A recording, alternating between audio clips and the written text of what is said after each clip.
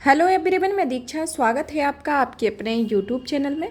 UPSC प्रारंभिक परीक्षा को ध्यान में रखते हुए यूपीएससी प्रीलिम्स क्रैश कोर्स चलाया जा रहा है, जो कि आगामी एग्ज़ाम आपका 16 जून 2024 को प्रस्तावित है, जिसमें आपके लास्ट 50 डेज का ये टारगेट रखा गया है कि आपके इन 50 दिनों के अंतर्गत आपको वो सभी सब्जेक्ट कराए जाएंगे जो कि आपके एग्ज़ाम के पॉइंट ऑफ व्यू से इम्पोर्टेंट है। और उसके साथ साथ ये भी कवर कराया जाएगा कि आपके जिस सब्जेक्ट में किस से ज़्यादा क्वेश्चन पूछे जाते हैं, किस तरीके के क्वेश्चन पूछे जाने की एक पॉसिबिलिटी बनती है, तो उन सब के बारे में बताया जाएगा।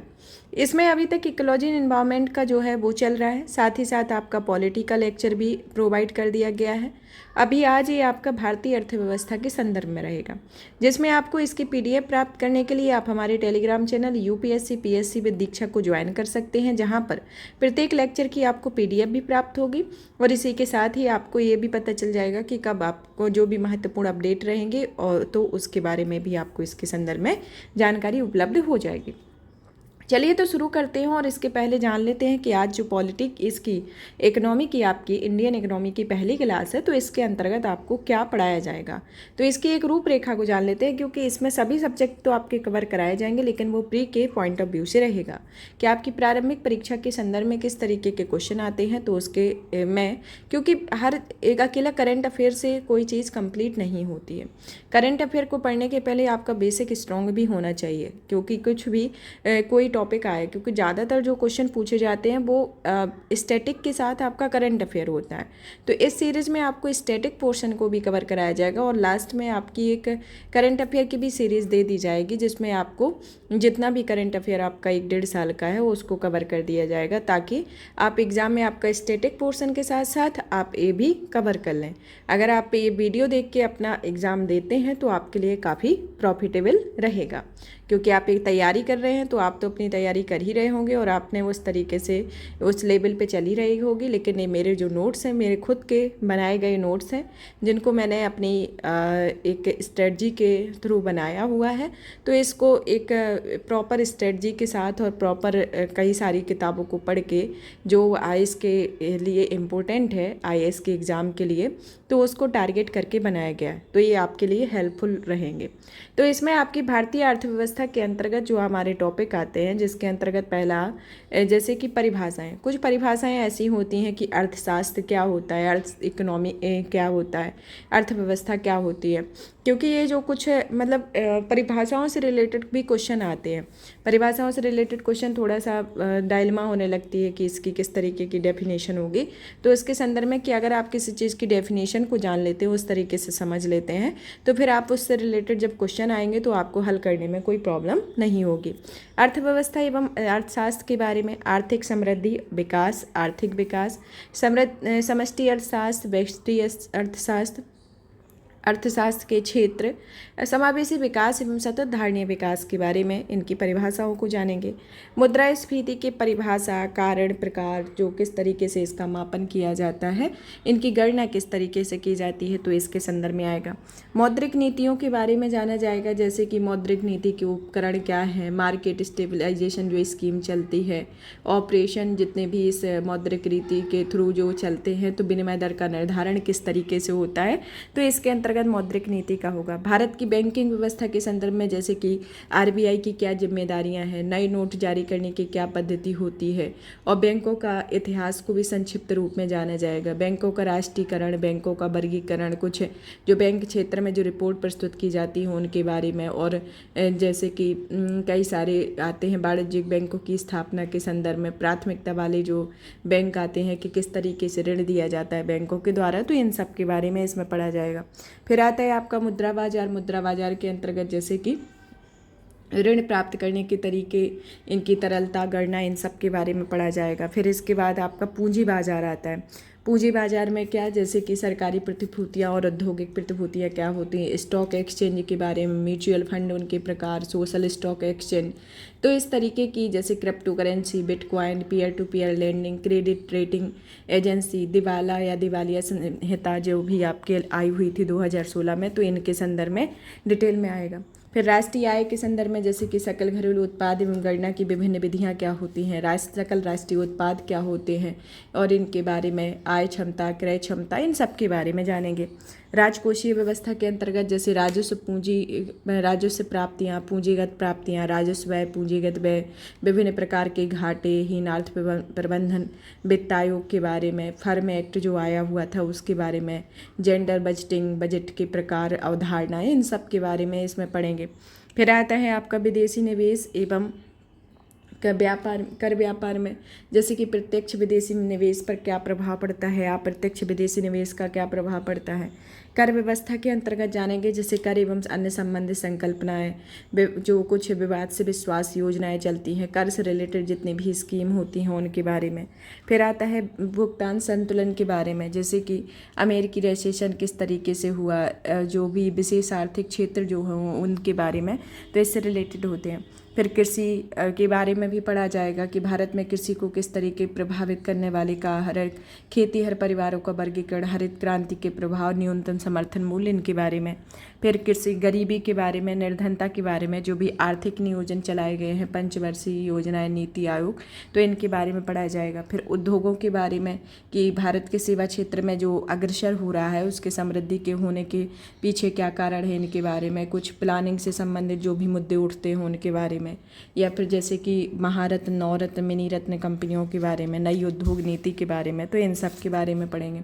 फिर इसके बाद आपका जो लास्ट टॉपिक रहेगा वह आएगा इसमें प्रमुख संगठन एवं जैसे कि अंतर्राष्ट्रीय मुद्रा कोष, विश्व व्यापार संगठन, IMF, विश्व व्यापार संगठन, तो इस तरीके के जो संगठन इसके अंतर्गत आते हैं तो उनको पढ़ा जाएगा। साथ ही साथ जो भी प्रमुख शब्दावलियाँ होंगी उनको भी कवर किया जाएगा। जैसे कि कुछ जो शब्दावलियाँ आती हैं जो आपके एग्जाम में भी कुछ शब्दावलियों से रिलेटेड क्वेश्चन पूछे जाते हैं, तो और जो आपकी करंट में भी जो शब्दावलियाँ रहेंगी तो उनसे रिलेटेड जो भी रहेगा तो इसमें आपके कवर किया जाएगा। चलिए तो आज के टॉपिक की शुरुआत करते हैं। आज का टॉपिक हमारा कुछ परिभाषाओं को लेकर ही है। ये जो आपका पहला वाला टॉपिक है इसी के संदर्भ में ही है, जिसमें आज हम पढ़ेंगे अर्थव्यवस्था एवं अर्थशास्त्र के बारे में, आर्थिक समृद्धि, आर्थिक विकास, समष्टि अर्थशास्त्र, व्यष्टि अर्थशास्त्र, अर्थव्यवस्था के क्षेत्रक, समावेशी विकास और धारणीय विकास के बारे में पढ़ेंगे।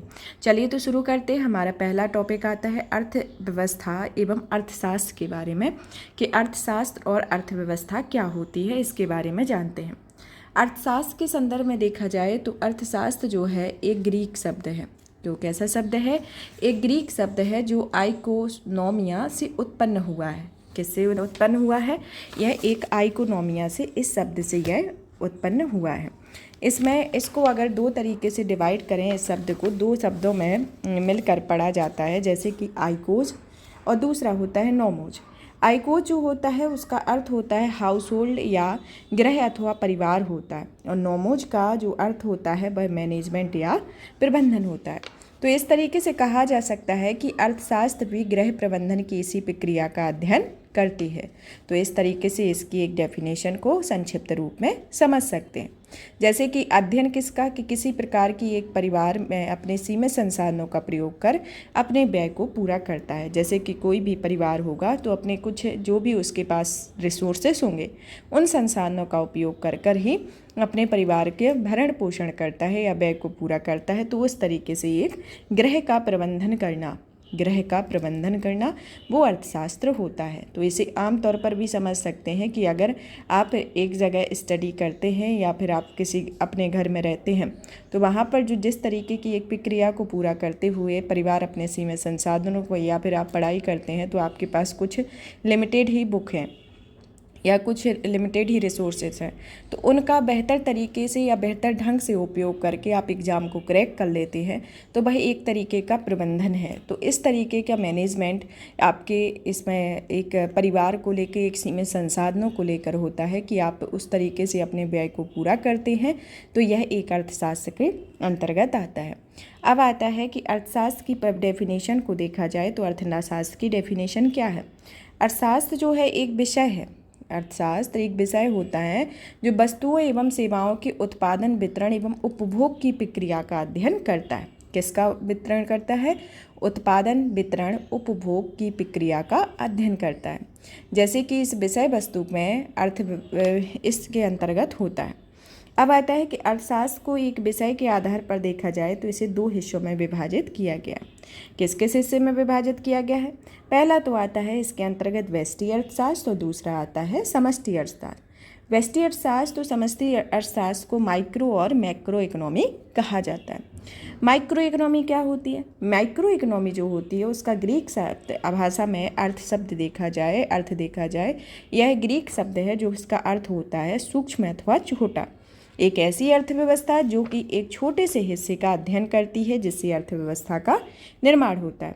जैसे कि एक परिवार औद्योगिक इकाई आदि के स्तर पर आर्थिक क्रियाओं का अध्ययन करता है। जैसे कि अपना जो परिवार है वह अपनी औद्योगिक इकाई के आधार पर जब अपनी आर्थिक क्रियाओं का प्रयोग करता है तो उस तरीके से यह एक व्यष्टि अर्थशास्त्र के अंतर्गत आता है। इसमें मांग आपूर्ति से संबंधित होते हैं जिसमें बाजार का भी अध्ययन किया जाता है और इसके साथ साथ वस्तुओं एवं सेवाओं की खरीद और बिक्री भी होती है। और यह व्यष्टि अर्थशास्त्र किसी अर्थव्यवस्था का आधार नहीं होता है, इसे के ऊपर समष्टि अर्थव्यवस्था आधारित होती है। यह किसी अर्थव्यवस्था का आधार नहीं होता है। अब आता है आपका समष्टि अर्थशास्त्र। समष्टि अर्थशास्त्र क्या होता है? यह एक इसका ग्रीक शब्द है यह समष्टि अर्थशास्त्र तथा जिसका अर्थ होता है बड़ा या व्यापक। यह जो है वह अर्थव्यवस्था के व्यापक हिस्सों का अध्ययन करता है, मतलब कि यह पूरे देश के स्तर पर आर्थिक क्रियाओं के अध्ययन से संबंधित होता है, जिसके अंतर्गत आर्थिक समृद्धि, आर्थिक विकास, मौद्रिक नीतियाँ, राजकोषीय नीतियाँ, बेरोजगारी, मुद्रास्फीति, राष्ट्रीय आय इत्यादि का इसके अंतर्गत अध्ययन किया जाता है। तो एक आम तौर पर समझा जाए एक संक्षिप्त रूप में कि व्यष्टि अर्थशास्त्र वह अर्थशास्त्र है जो कि सूक्ष्म या छोटी होती है, जो छोटे हिस्से का अध्ययन करती है, और समष्टि अर्थशास्त्र वह होती है जो एक बड़े क्षेत्र का या व्यापक क्षेत्र का अध्ययन करती है।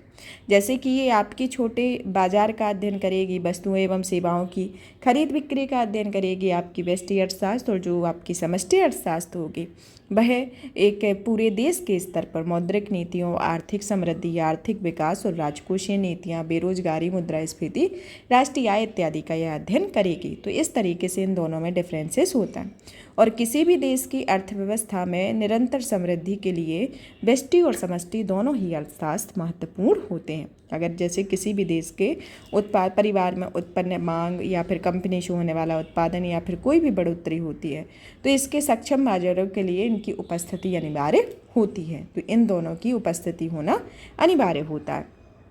अब आता है हमारा नेक्स्ट अर्थव्यवस्था के बारे में कि अर्थव्यवस्था क्या होता है। अब अर्थव्यवस्था को समझा जाए तो अर्थव्यवस्था एक अधूरा शब्द है। इसको एक अर्थव्यवस्था एक अधूरा शब्द होता है, यानी कि यह इसके जैसे कि अर्थव्यवस्था के पूर्व में इसके पूर्व में किसी देश या किसी क्षेत्र विशेष का नाम ना जोड़ा जाए इस तब तक यह एक मतलब संपूर्ण तरीके से इसको प्रोनाउंसिएट नहीं किया जाता है। जैसे कि वास्तविक तौर पे देखा जाए तो जब हम किसी देश को उसकी समस्त आर्थिक क्रियाओं के संदर्भ में परिभाषित करते हैं तो उसे अर्थव्यवस्था कहा जाता है। अभी कौन सी आर्थिक क्रियाएं होती हैं? आर्थिक क्रियाओं के बारे में भी जानें कि आर्थिक क्रियाएं वे होती हैं जो किसी देश के व्यापारिक क्षेत्र, घरेलू क्षेत्र, सरकार द्वारा दुर्लभ संसाधनों के प्रयोग, वस्तुओं तथा सेवाओं के उपभोग, उत्पादन एवं वितरण से संबंधित होती हैं। तो ये जो क्रियाएं होती हैं वह किसी देश के व्यापारिक क्षेत्र, घरेलू क्षेत्र, सरकार द्वारा कुछ दुर्लभ संसाधनों के प्रयोग, वस्तुओं तथा सेवाओं के उपभोग, उत्पादन एवं वितरण से संबंधित होती हैं। वह आर्थिक क्रियाएं होती हैं और यही वे आर्थिक क्रियाएं होती हैं जो हम किसी देश की उसकी समस्त क्रियाओं के संदर्भ में परिभाषित करते हैं, जो कि एक अर्थव्यवस्था के अंतर्गत आती है। अब अर्थव्यवस्था के अंतर्गत देखा जाए तो अर्थव्यवस्था को 3 प्रमुख श्रेणियों के अंतर्गत विभाजित किया गया है, जो कि निजी क्षेत्र और बाजार के सापेक्ष राज्य एवं सरकार की क्या भूमिका होती है इसके संदर्भ में अर्थव्यवस्था को भी 3 तरीके से 3 श्रेणियों में विभाजित किया गया। पहली श्रेणी जो आती है वह पूंजीवादी अर्थव्यवस्था होती है, दूसरी श्रेणी जो आती है वह राज्य अर्थव्यवस्था और तीसरी आती है मिश्रित अर्थव्यवस्था। अब पूंजीवादी अर्थव्यवस्था के संदर्भ में देखा जाए तो इसकी उत्पत्ति किस तरीके से हुई, इसकी उत्पत्ति का मेजर फैक्टर क्या है। पूंजीवादी जो अर्थव्यवस्था है उसे सबसे पहले 1776 में एडम स्मिथ की जो किताब थी द वेल्थ ऑफ नेशन में पूंजीवादी अर्थव्यवस्था का स्रोत माना जाता है। इससे रिलेटेड भी कई बार क्वेश्चन पूछा गया है कि इस शब्द का सर्वप्रथम प्रयोग कब हुआ था। तो 1776 में प्रकाशित एडम स्मिथ की बुक वेल्थ ऑफ नेशन में इसका सर्वप्रथम प्रयोग किया गया था।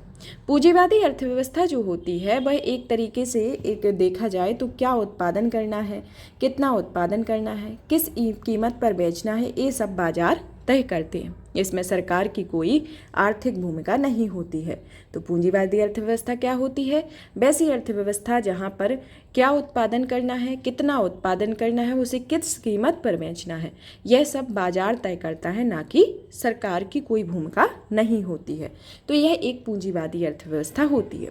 अब आता है राज्य अर्थव्यवस्था। दूसरे तरीके की जो अर्थव्यवस्था आती है राज्य अर्थव्यवस्था, जिसका पहली बार राज्य अर्थव्यवस्था का जो सिद्धांत है वह जर्मन दार्शनिक कार्ल मार्क्स के द्वारा दिया गया था। इस व्यवस्था को एक तौर पर देखा जाए तो पहली बार 1917 की बोल्शेविक क्रांति के बाद सोवियत संघ में यह नजर आई और इसका आदर्श रूप चीन के सामने आया। तो इसके संदर्भ में आर्थिक राज्य अर्थव्यवस्था के अंतर्गत आता है। राज्य अर्थव्यवस्था एक ऐसी अर्थव्यवस्था होती है, यह इस अर्थव्यवस्था में उत्पादन, आपूर्ति और कीमत सबका फैसला सरकार करती है। तो इसमें किसका फैसला का सरकार करती है? चाहे आपका उत्पादन हो, चाहे आपकी आपूर्ति हो, चाहे कीमत हो, सबका जो फैसला होगा वह सरकार के नियंत्रण में रहेगा। और इस अर्थव्यवस्था में एक केंद्रीकृत नियोजित अर्थव्यवस्था भी कहा जाता है, जो कि गैर बाजारी अर्थव्यवस्था होती है। यहाँ पर राज्य अर्थव्यवस्था की दो अलग अलग शैलियाँ नजर आती हैं। जैसे कि पहली शैली आती है समाजवादी शैली। समाजवादी शैली के अंतर्गत सोवियत संघ की अर्थव्यवस्था जो होती है उसे समाजवादी शैली के अंतर्गत रखा जाता है। कौन सी? सोवियत संघ की अर्थव्यवस्था है जिसे समाजवादी शैली में रखा जाता है। और जबकि 1985 ईस्वी में पहले की जो अर्थव्यवस्था थी उसे साम्यवादी अर्थव्यवस्था कहा जाता था। तो इस तरीके से यहाँ पर दो जो अवस्थाएं प्रचलित हैं, जिसमें समाजवादी अर्थव्यवस्था जो है वह आपकी सोवियत संघ पर आधारित अर्थव्यवस्था आई और दूसरी अर्थव्यवस्था की जो शैली आती है साम्यवादी अर्थव्यवस्था, जो आपकी चीन की अर्थव्यवस्था पर आधारित है। तो इस तरीके की ये अर्थव्यवस्थाएं ये विभिन्न देशों में भी प्रचलित है और इसके साथ साथ राज्य अर्थव्यवस्था में ये दो तरीके की अर्थव्यवस्थाएं रहती हैं। अब आता है आपका मिश्रित अर्थव्यवस्था।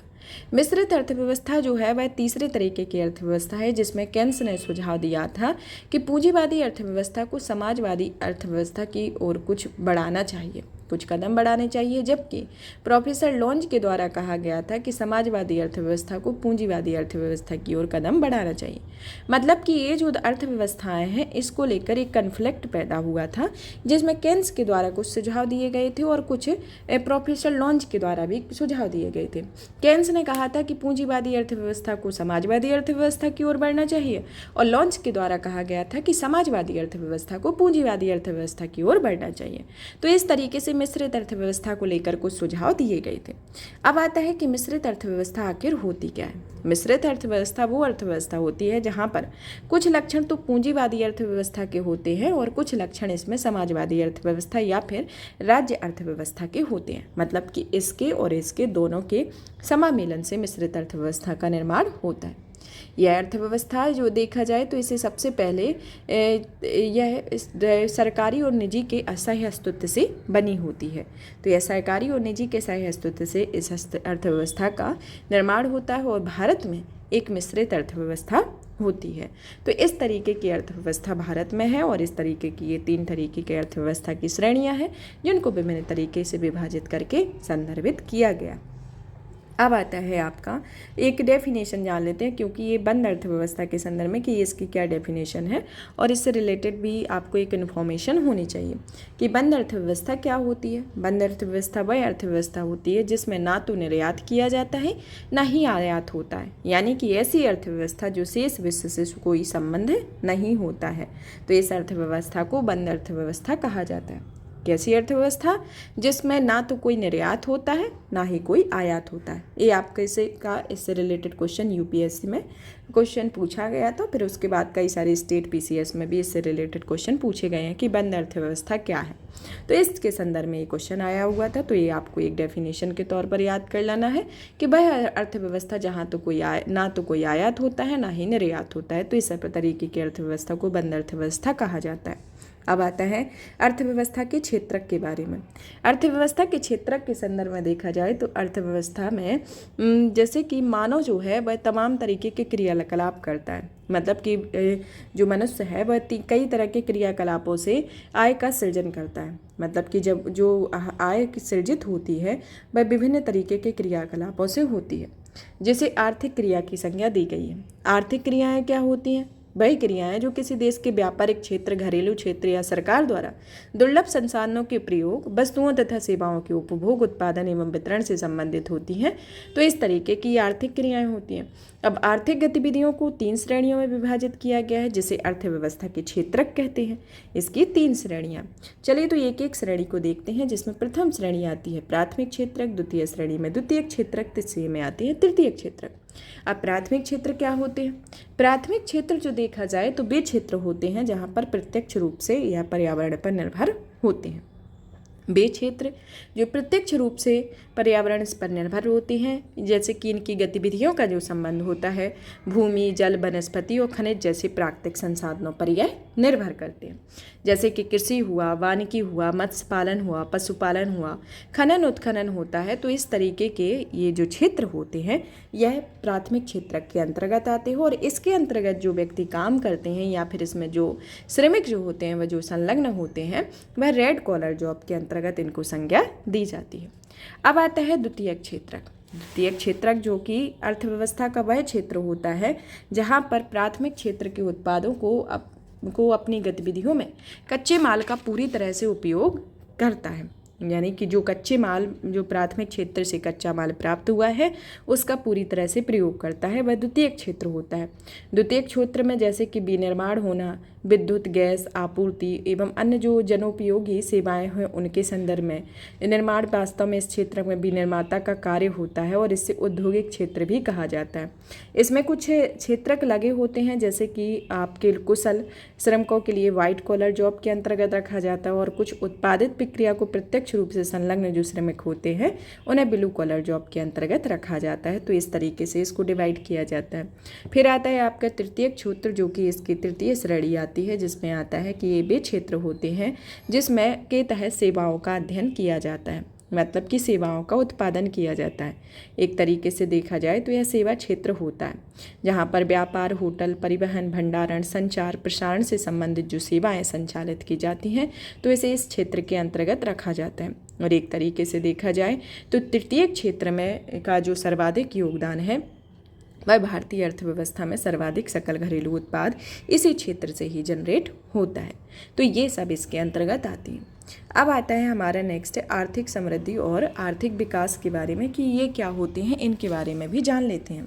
आर्थिक समृद्धि और आर्थिक विकास जो है वह एक तरीके से देखा जाए तो यह आर्थिक समृद्धि जो है इसका अभिप्राय होता है कि यह किसी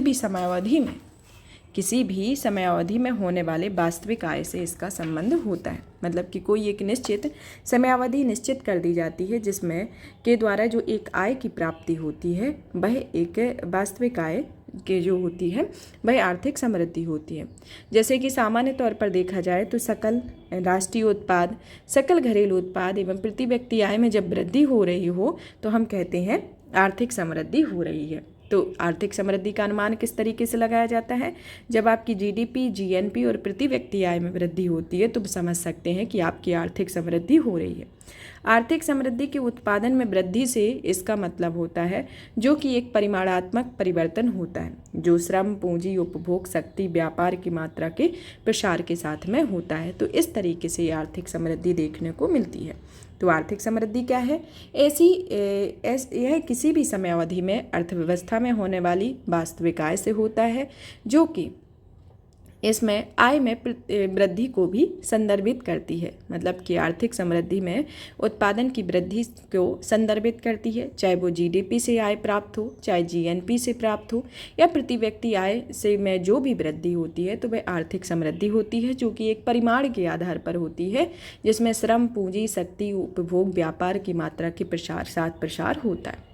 अब आता है आर्थिक विकास। आर्थिक विकास के संदर्भ में देखा जाए तो आर्थिक विकास एक तरीके से आर्थिक समृद्धि की अवधारणा से अधिक व्यापक होती है।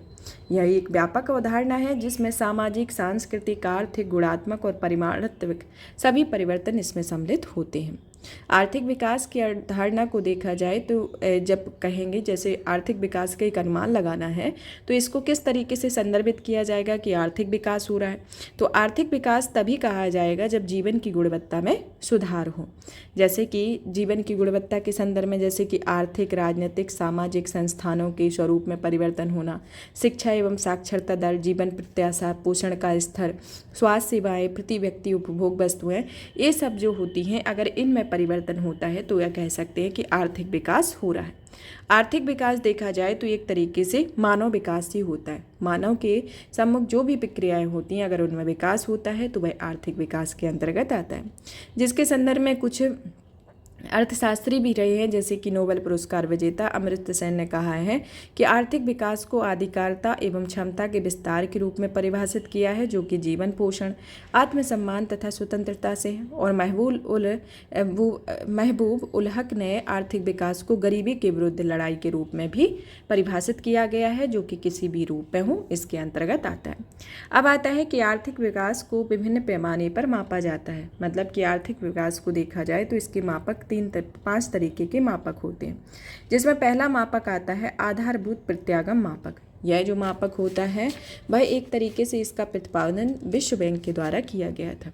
दूसरा मापक होता है जीवन की भौतिक गुणवत्ता निर्देशांक मापक, जो कि एक तरीके से किसी देश के रहन सहन के स्तर या आर्थिक विकास की तुलना में 3 आंकड़ों जिसमें शिशु मृत्यु दर, वैश्विक साक्षरता दर या 1 वर्ष तक की आयु की जीवन प्रत्याशा का औसत मान का उपयोग इसमें किया जाता है। तो ये जीवन की भौतिक गुणवत्ता निर्देशांक के संदर्भ में। तीसरा आता है क्रय शक्ति समता विधि के आधार पर। यह जो विधि होती है इसमें सबसे पहले इसका जो प्रयोग किया गया था अंतर्राष्ट्रीय मुद्रा कोष के द्वारा 1993 में किया गया था। और आजकल इस विधि का प्रयोग देखा जाए तो विभिन्न देश इसके रहन सहन के स्तर की तुलना के लिए करते हैं और इसमें विश्व बैंक के द्वारा ये रिपोर्ट भी हर वर्ष इसमें प्रकाशित की जाती है क्रय शक्ति समता के आधार पर। अब आता है नेक्स्ट निबल आर्थिक कल्याण के बारे में, जो कि निबल आर्थिक कल्याण के संदर्भ में लोगों की जीवन निर्वाह में सुधार की यह सही माप करता है, जिसमें जीवन की गुणवत्ता के आधार पर कुछ सुधार की माप का जो सबसे पहले विलियम नॉर्थन और जेम्स टोबिन ने मेजर इकोनॉमिक वेलफेयर की धारणा विकसित की हुई थी, जिसे बाद में सिमुलेशन ने इसे संशोधित करके नेट इकोनॉमिक वेलफेयर भी कहा हुआ था। तो इसके अंतर्गत होता है। अब आता है हमारा इसमें मानव विकास सूचकांक। मानव विकास सूचकांक का प्रतिवेदन भी यूनाइटेड नेशन डेवलपमेंट प्रोग्राम या UNDP के द्वारा 1990 में किया गया था, जिसमें मानव विकास सूचकांक में जीवन प्रत्याशा, शिक्षा, आय और सूचकांक को इसके अंतर्गत शामिल किया गया था। और मानव विकास सूचकांक को 1990 के बाद से प्रत्येक वर्ष से जारी किया जाता है, जिसमें एक तरीके का एक रिपोर्ट होती है जो इसके संदर्भ को मतलब कि एक आकलन करती है, जिससे मानव की जो भी जिस स्तर पर व्यक्ति रहता है उस हिसाब से इसमें इस रिपोर्ट का आकलन किया जाता है। चलिए तो इस UNDP के बारे में जान लेते हैं कि UNDP जो है वह एक वैश्विक विकास का एक नेटवर्क होता है जिसका मुख्यालय न्यूयॉर्क में है, जो गरीबी उन्मूलन असमानता को कम करने हेतु लगभग 70 देशों में यह काम करता है। तो ये UNDP के द्वारा जो रिपोर्ट प्रकाशित कर जाती है तो ये इस तरीके से इसके बारे में आता है। अब आता है हमारा नेक्स्ट टॉपिक समावेशी विकास एवं सतत धारणीय विकास के बारे में। अब समावेशी विकास और सतत धारणीय विकास क्या होता है? समावेशी विकास के संदर्भ में सबसे पहले देखा जाए तो समावेशी विकास एक तरीके से एक समाज का एक तरीके से इसकी डेफिनेशन को देखा जाए तो समावेशी विकास का वह प्रारूप होता है जिसमें विकास की प्रक्रिया का लाभ समाज के प्रत्येक सदस्य को सुनिश्चित किया जाता है। मतलब कि समाज के प्रत्येक सदस्य को सुनिश्चित करने के लिए समावेशी विकास की संकल्पना को प्रस्तुत किया गया था, जो कि विकास के परिवर्तन का एक प्रारूप है जिसमें विकास का एक मूल्य निहित की अवधारणा भी निहित होती है। समावेशी विकास के दो प्रमुख पक्ष होते हैं। पहला तो आता है आपका सबका विकास, दूसरा आता है सभी पहलुओं का विकास या चौतरफा विकास होना। सबका विकास के अंतर्गत ये जो विकास है वह न्याय के सिद्धांत पर आधारित है। जैसे कि अंत्योदय की जो अवधारणा है, अंत्योदय मतलब सर्वोदय की होना, कि समाज का कोई भी सदस्य विकास की प्रक्रिया से वंचित ना हो, तो यह सबका विकास यानी कि अंत्योदय की अवधारणा पर आधारित है, यानी कि सर्वोदय, जहाँ पर समाज का प्रत्येक सदस्य का विकास हो, मतलब कि उसमें विकास की प्रक्रिया से कोई भी वंचित ना रहे। दूसरी प्रक्रिया होती है सभी पहलुओं में विकास। सभी पहलुओं में विकास देखा जाए तो यह आर्थिक विकास के साथ साथ सामाजिक एवं राजनीतिक विकास भी इसमें सुनिश्चित होता है, जो कि इसमें एक विकास की प्रक्रिया को होकर एक तरीके से सुनिश्चित करती है, जो कि आगे बढ़ाने के लिए प्रत्येक स्तर के व्यक्ति को उसमें एक चौतरफा सामाजिक, आर्थिक, राजनीतिक सभी तरीके से सशक्त बनाने में निर्भर करती है। तो ये इस तरीके से होता है। अब आती है दूसरी संकल्पना, सतत धारणीय विकास की संकल्पना। सतत धारणीय विकास की संकल्पना देखा जाए तो सतत विकास एक तरीके से विकास की प्रक्रिया में संसाधनों का उपयोग किस तरीके से होता है, इसका प्रभाव पर्यावरण पर भी देखने को मिलता है। इस तरीके से सतत विकास की जो अवधारणा है वह संसाधनों के उचित प्रयोग के माध्यम से उस विकास के लक्ष्य को रखती है जिसके अंतर्गत पर्यावरण भी सुरक्षित रहे और उपलब्ध संसाधन अगली पीढ़ी के लिए भी उपलब्ध रहे। तो इस तरीके से यह सतत विकास की अवधारणा चलती है, यानी कि यह इस मान्यता पर आधारित है कि अगर पृथ्वी पर उपलब्ध संसाधन अपने पूर्वजों के लिए जो उत्तराधिकार में प्राप्त के रूप में प्राप्त नहीं किया गया है, वह एक ऋण है जो हमें अगली पीढ़ी की ओर अदा करना है। मतलब कि जो हमें उत्तराधिकार के रूप में, जो भी हमें विरासत में जो प्राकृतिक पर्यावरण मिला हुआ है, जो भी संसाधन मिले हुए हैं, तो उनको हमें अगली पीढ़ी के लिए संरक्षित करना है। तो ये एक सतत धारणीय विकास के संदर्भ में यह अवधारणा पर आधारित है। यहाँ पर आज की जो टॉपिक है ये आज के फिनिश होते हैं, जहाँ पर हमने इन्वायरमेंट मतलब कि भारतीय अर्थव्यवस्था के संदर्भ में इसके मेजर टॉपिक को जाना। इसकी पीडीएफ प्राप्त करने के लिए आप हमारे Telegram channel UPSC PSC with Diksha को ज्वाइन कर सकते हैं, जहां पर आपको इसकी पीडीएफ मिलेगी।